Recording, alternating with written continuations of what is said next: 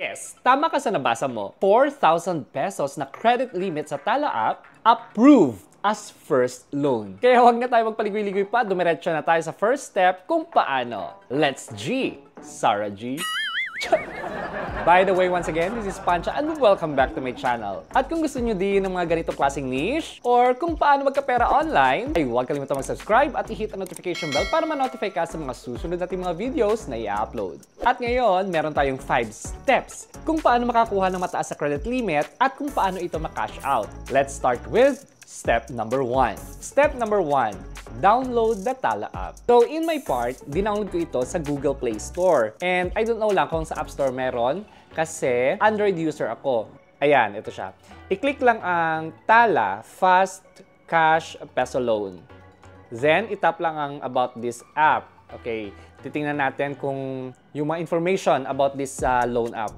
You can borrow daw dito up to 25,000 pesos and no income proof needed. You can apply in just a 5 minutes long process. Isang government ID lang din daw ang kailangan, no paperwork, collateral, or bank account needed. Maganda lang dito sa Tala app, guys, you can choose your terms. Depende sa kung kailan mo ito gustong bayaran at depende din sa iyong financial obligation. Once approved, ay makukuha mo ang iyong pera sa mga partnered banks, e-wallets, at sa mga bayad centers nila. Same din kapag magbabayad ka na. Ganun din yung process. So, eligible daw dito yung mga resident citizen of the Philippines as long as at least 18 years old ka daw pataas. And of course, gaya ng sinabi ko kanina, isang valid ID lang or valid government ID lang ang kailangan. And of course, ang inyong mobile number. Once again, gaya ng sinabi ko kanina, you have ultimate control of your repayment plan. No hidden fees. May processing fee lang siya na 3.99%. Ibabawas naman ito sa total amount ng loan mo. Up to 120 days ang term. Under ang Tala sa Tala Financing Philippines Incorporated with the SEC registration and certificate of authority. Ngayon, i-check natin yung reviews ng mga gumamit na ng app na ito at uunahin natin itong 5-star rating nila. Ayan. Nakikita nyo, yan yung mga 5-star rating nila sa mga katropa na natin gumamit na ng loan app na ito. Then, i-check naman natin yung mga 1-star reviews nila. So, ayan. Basahin nyo lang dito yung mga 1-star reviews nila, ha? Kayo nang bahala. So, kailangan talaga natin basahin yung mga reviews bago natin i-download ang isang loan app para makasigurado tayo, guys. At ito naman yung mga posters nila for advertising. Sabi daw dito, borrow up to 25,000 pesos. Apply in 5 minutes. Grow with us. Fair and transparent fees. Borrow again. Choose your repayment date. Share and earn discount. Ayan.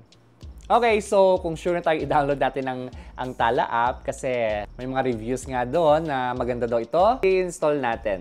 I-tap lang natin ang install. Okay, pagkatapos ma-install, tap open. At ayan na nga, bubungad sa'yo dito yung mga reviews nila. First loan ko nga ito, wala pa tayong record sa kanila. Our next step natin is application. Step number 2, application. Kailangan mo lang daw dito yung number mo na naka-register sa Viber. So of course, i-download nyo yung Viber and then i-register niyo doon yung number ninyo.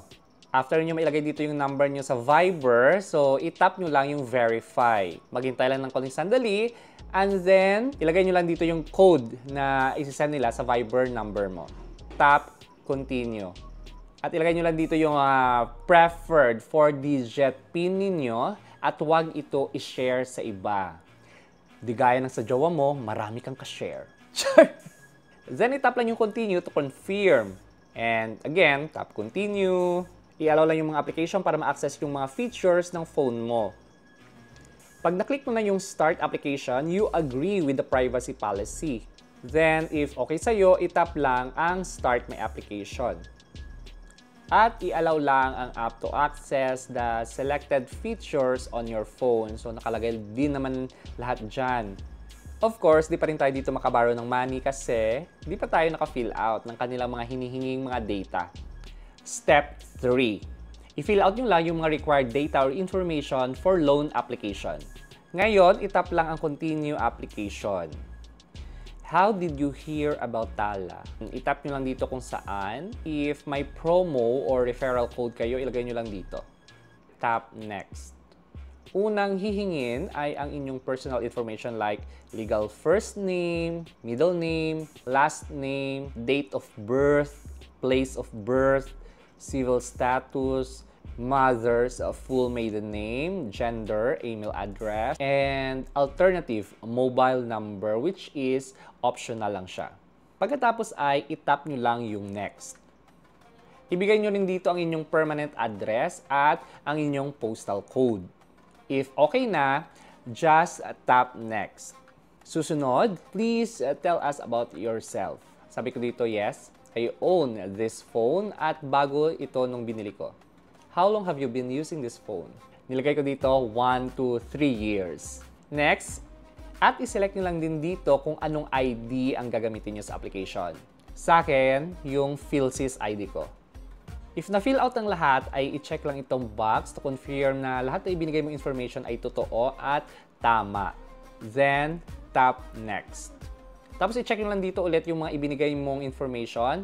And of course, syempre baka may mali. Ulitin mo.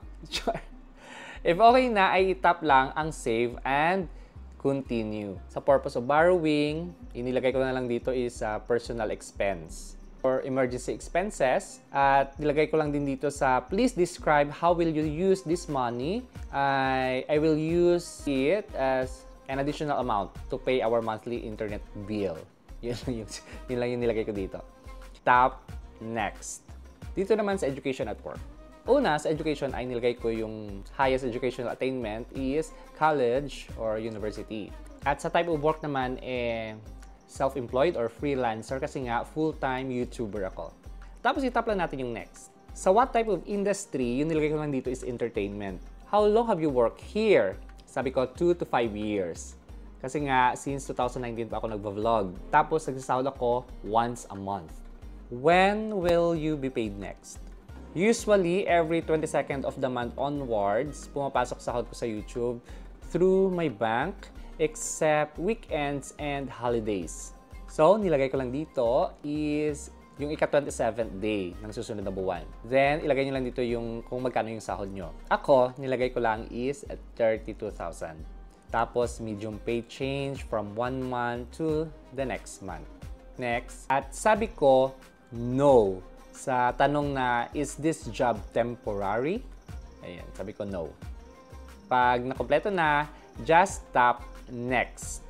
Sa income sources, inilagay ko lang dito sa primary source of funds is through business profits. At sa other sources of funds, inilagay ko lang na through international remittance, contributions from local friends or family, and government assistance. At tap lang ang next. At sa other income sources, nilagay ko lang dito sa international remittance na once a month lang. Tapos yes, as primary source of income. Tapos nilagay ko lang dito mga 30,000 pesos. Tap next. Sa contributions from local friends or family income, nilagay ko lang dito other. Tapos no. At nilagay ko 3,000.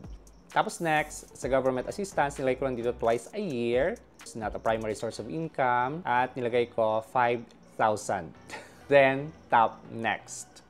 Sa additional information, do you have an outstanding loan? Sabi ko, of course, no. At dito, sa monthly expenses, nilagay ko lang 25,000 pesos. I-double check nyo lang ulit yung mga ibinigay ninyong information. At kung okay na, I just tap submit application. Ito naman, basahin lang ang Tala App User Agreement. As if naman binabasa rin yung dahil sa sobrang haba. Itap lang ang agree and continue. O, ayan. At under review na ang ating application. Sa part ko naman, sa aking experience, wala pang 1 minute ay na-approve agad yung application ko. At ayan, binigyan nila ako ng 4,000 pesos credit limit sa first loan. Pero not bad. Okay, tumungo na tayo sa fourth step. Step number 4, verify your identity. Bago tayo maka-loan, i-verify muna natin ang ating identity sa ating application. Okay, just tap Start Verification. 3 steps lang daw dito yung gagawin. So, select ID type, take photo of your ID, and lastly, make a selfie. Okay, Now, itap ang start verification. So, kung naaalala ninyo, nilagay ko sa upon application na ID is yung PhilSys ID ko. Ito yung papasok ko. At ito yung itatap ko dahil dito siya nakalagay. At ayan, may short animated instruction kung paano mag-upload ng ID pics. Cute. And then, start lang ang start. Itap lang ang start. Allow Tala to access camera. Ayan. First natin na pipicturean is yung front side ng ID. Ayan. So, kung tapos na, just tap continue para sa back naman ng ID. Ayan, done. Ngayon naman, I will take a selfie. Make sure naka-retouch kayo dyan. Sure. Ayan. Pagkatapos ma-upload lahat, ay please keep the app open daw while they are reviewing your information. Okay, balikan tayo dito sa dashboard. Okay. Dito sa dashboard, makikita na ID verification is ongoing or yung aking application. Pero sa aking experience, wala pang 24 hours. Na-approve agad yung, or na-verified agad yung account ko. Ngayon, let's proceed to the next step. Step number 5. Get your money from Tala Loan App. So again, in less than 24 hours na verified ako. So, let's open my Tala app. Okay, ilalagay ko lang yung 4-digit PIN dito. Ayan. Dito sa dashboard ko, ayan, kitang-kita nyo naman. Sabi dito, congratulations! You're approved with 4,000 credit limit. Talaga? Totoo ba ito? First loan, 4,000 agad? Amazing! Now, itap lang ang view offer. Tap continue. So, itong 4,000 pesos, pwede pang mapataas ito up to 25,000 pesos. Basta magbabayad ka lang ng on or before the due date, pataasin mo lang yung credit limit mo. Maaabot mo yung 25,000 pesos. At gaya ng sinabi ko kanina, maganda dito sa Tala app, ikaw na mismo yung pipili kung kailan mo babayaran yung utang mo sa kanila. So, ikaw na mismo pipili kung kailan mo babayaran yung loan mo based sa ibinigay nilang 15 to 61 days term. At dito sa baba, makikita kung magkano ang processing fee at total service fees. Ayan. Kayo nang mag-analyze. Bahala mag-analyze dyan. Now, itatry natin na mag-loan ng mga at least 1,500 pesos. And of course, siguro with term of 15 days. Ayan.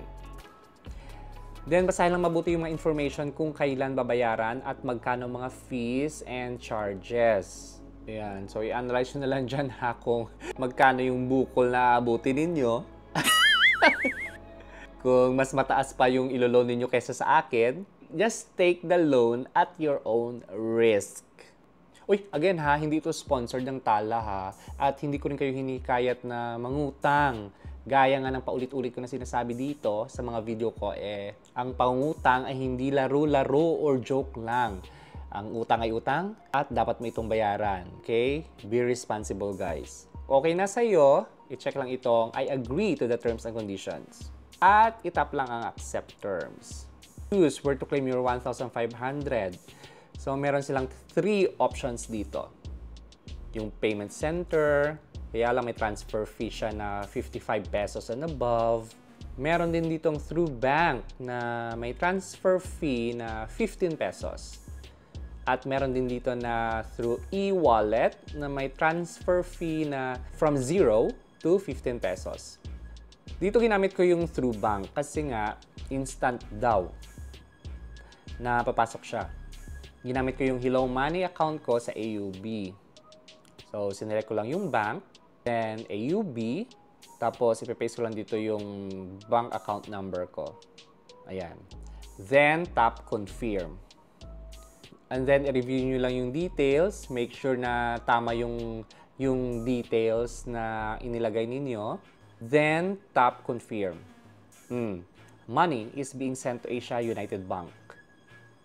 We will send you a notification once the transfer is successful. Pero, wala pang 1 minute ay pumasok na sa bank account ko yung amount. Ayan. So, ayan. Pumasok na siya. At kung gusto nyo ding malaman kung paano ko bayaran itong inutang ko sa Tala Loan App, panoorin nyo lang yung video ito. Ilagay ko na yung link niyan sa description natin. At yun nga, kung paano ako nakakuha ng 4,000 pesos na credit limit sa Tala Loan app as first loan. And that's all for today mga katropas. Thank you so much for supporting Fantastic Channel, ang channel na nag-upload ng mga tutorial videos tungkol sa YouTube and Facebook monetization, affiliate marketing, travel vlogs, at nagbibigay ng mga basic tips kung paano ninyo mapaunlad o mapalago ang inyong small business online. Bye-bye!